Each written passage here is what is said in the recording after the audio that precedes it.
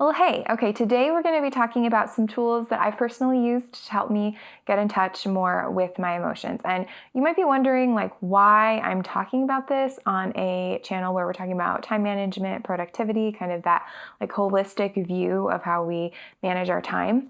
And the real reason is that this is a big part of my story. This is a big part of my relationship with time, and my ability to get things done is being able to work with my emotions instead of trying to work against them. For most of my life, I have been ignoring my emotions. I've been pushing them aside, and this is actually something that I didn't really know about myself until I started therapy. And my therapist started asking me about my emotions, and I didn't have names for them. I couldn't describe them. There were just a lot of gaps and holes missing, and that was because I was so used to just shoving them down to the point that they got overwhelming. So my body was trying to tell me things about situations or things that I encountered, and I was doing my best to ignore it. And so then it makes sense why I was stressed all the time, why I was anxious all the time, and I still struggle with anxiety and stress, don't get me wrong. I'm definitely still learning, but these were some tools that helped me and that hopefully can help you as well if you are starting down that journey. One of the things I think that is really important about being in touch with your emotions, and to realize this as we're looking at our lives holistically, is that if you ignore your emotions, you are going to pay the cost for that in some way. I know there's a lot of productivity and business and just hustle culture influencers who will tell you otherwise. They'll say you need to stick it to your emotions. You need self-discipline is the answer.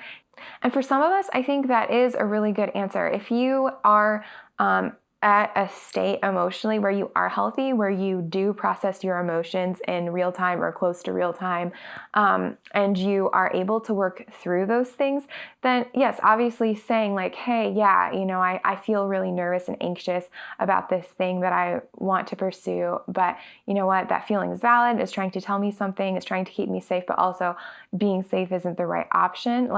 That's totally fine if that's what you're saying. But if what you're saying is, hey, we're just going to ignore all of that and just not take care of ourselves, then I'm really interested to see how that shapes out over time, because I just think a lot of times when you're not in tune with your emotions, that leads to stress, it leads to burnout, it leads to fatigue, it leads to exhaustion, leads to overwork, relationships that are torn apart. Especially as you build that up over decades and over years. So that's not what I want for myself, and I don't think that's probably what you want either. If you are really wanting to think about your time in this new way, if you are attracted to the worthy hours concept, I'm guessing that that is not something that you want to do with your life. So we are going to stay in touch with our emotions even when it's hard. And here are some tools that I found that can help with that. Let me know in the comments if I've forgotten anything after you've watched this, or just some other tools that you found helpful, because I am always trying to learn and grow on this, and I love this kind of stuff. Okay, so the first thing is this beautiful book. I'm gonna hold it close to the camera, so that might take everything out of focus for a minute, but I'm gonna do it anyway. It's called Atlas of the Heart by Brené Brown. I got this shortly after it came out, used. It was amazing. I don't know why it was used, but maybe somebody accidentally bought 2 copies or something. But it's this beautiful sort of journey through the types of emotions that we feel. You can see there's illustrations. It's really easy to read.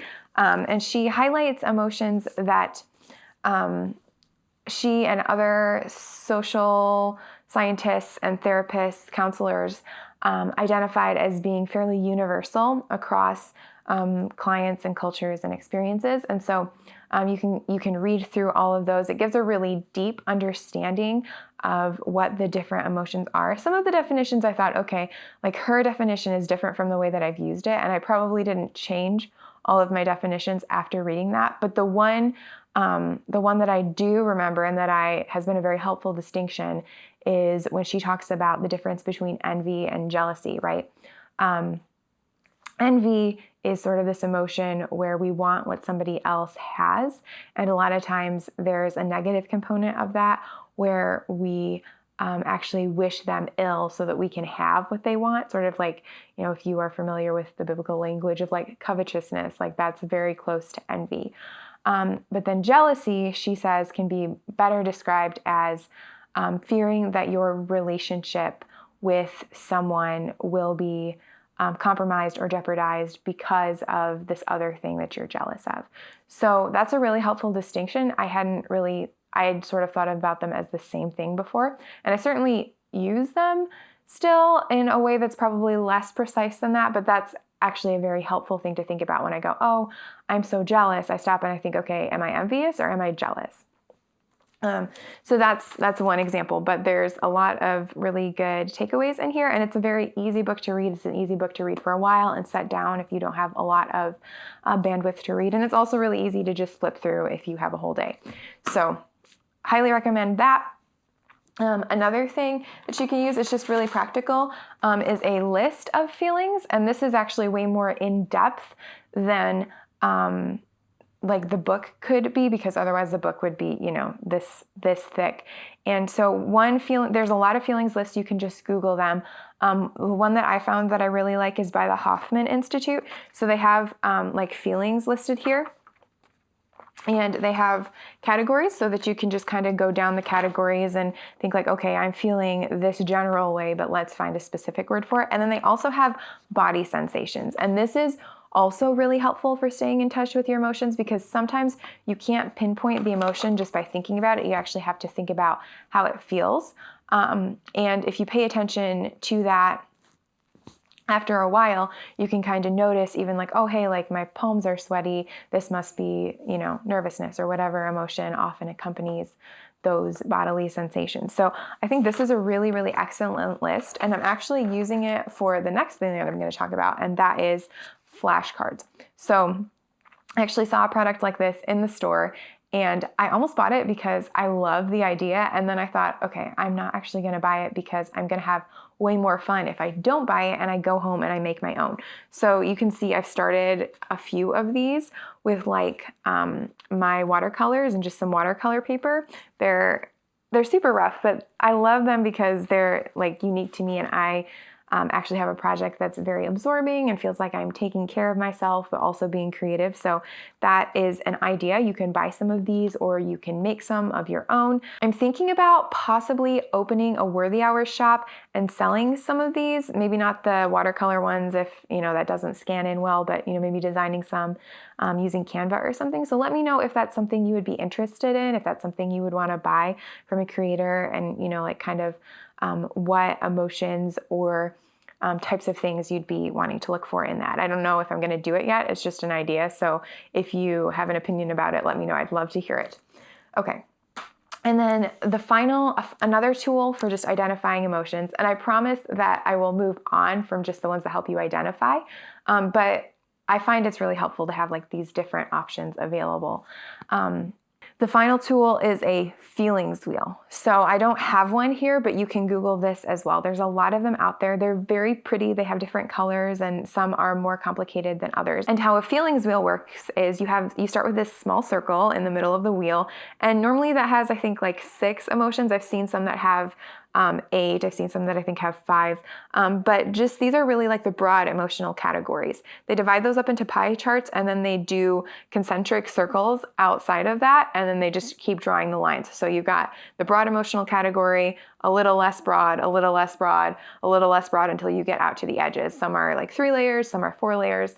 So you can Google it to see what I mean. They also sell these cushions, which I really want to get one because we use a lot of floor cushions at my house.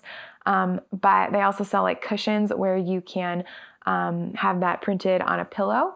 And then, if you're feeling something and you're not sure how to identify it, you can just kind of look at it and it's handy there. So I want to get one of those. They're for sale like on Amazon and stuff, but I have not gotten one yet. So I guess I will keep you updated if/when I do get one. Okay, so aside from also being able to name your emotions, identify them, and process them, which is super helpful, another key that I found, at least for me, is having tools in my tool belt that make it so that my emotions aren't too overwhelming when they are strong.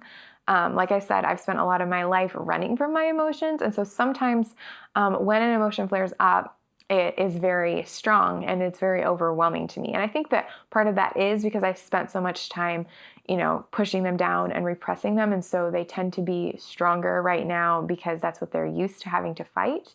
But then I also think I just have never built the skills of processing through them. And so sometimes when a bunch of emotions hit me at once, it feels like a lot. And so these are some tools that are really helpful for that as well. The first is like breathing exercises, simple meditation. Sometimes I do like yoga with good breathing, but my therapist recommended just, breathing in for 5, holding for 5, breathing out for 5. You can pick any number. I switch the numbers up sometimes. That's an exercise I used to do in voice training, actually. So sometimes when I don't want to do the breathing exercises, I actually just sing because that's a very similar thing that you have to do with your breath. Another thing that helps is like simple meditations. My therapist recommended one called Leaves on the Stream, which for me is very helpful because I struggle with anxiety. So when I find my thoughts racing like that, I can do that meditation, and it helps me to not cling so tightly to my thoughts, kind of put them in their proper perspective, let go of them emotionally, surrender them to God, and then I can go ahead and actually process and figure out what's next. Another option, if you are familiar with mental health practices, and if you aren't familiar with any of these, I am more than happy to direct you to resources. I'm not a mental health professional, so I will make sure that I direct you to people who do know what they're talking about. But another thing that's really helpful for me has been grounding exercises where you engage your senses or look for colors, things like that, just to sort of root you back in your body and in the present moment instead of just letting the emotions engulf you. And then the final thing that's helpful for staying in touch with your emotions and just with yourself is journaling. And I will be the first to admit, I have tried to keep a journal for most of my life. I think I was 8 years old when I got my first journal, and I am in my 20s now, and it's been a struggle. I love to write. I do not write in a journal every day. I start out really strong and I do it every day for maybe a week, and then it's just really difficult for me. So while I am keeping a journal right now and it is helping, it's one of the things that I have to do as homework for therapy. I have my journal. I write grateful for things. I write things I'm keeping track of for therapy. But I wanted to recommend a couple of other alternatives if you're like me and you have trouble just sitting down and writing about yourself every day. The first is the Full Focus Journal. This is something that helped me a lot in the past. I haven't taken it back up recently, so I don't know how helpful it would be now. But when I was really overwhelmed with work, but also trying to do my best and make sure that everything was done and that I was growing as a person, the Full Focus Journal was really helpful. They just have, I think it's 8 prompts per day, and you write a sentence or two and then you're done. So that's really nice. It's a lot of low pressure and it helps you focus on the correct things.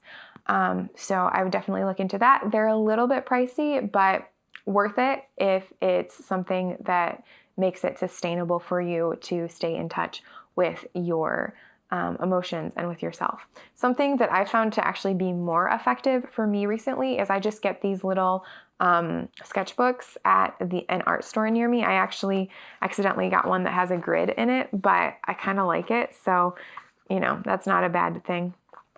It says Idea Diary on the front, and really this is just where I write anything that I want to be able to remember 5 years from now, 10 years from now. So this is going to sound a little bit weird, but like sometimes I will have a thought and I will think, oh, that's really good.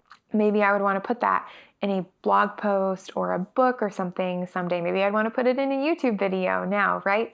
And so I write it down in there. There's also some things about what I'm feeling or going through right now that I want to be able to remember so that 10 years from now I can look back and see how I've grown. There's also some memories that come up where I'm like, oh, that was a really sweet moment. I want to write that down so that I remember it better. So this is just kind of a like mismatched collection of things going on in my life that I think are beautiful and worth keeping. Some of them, I don't even think they're beautiful. I just think that they are significant. And that's been really helpful for me. It's helped me reframe kind of what I write down and gotten me in the habit of actually looking forward to it. Another thing about these journals is that I don't remember the company. Oh, it's MD Paper. They're a Japanese company.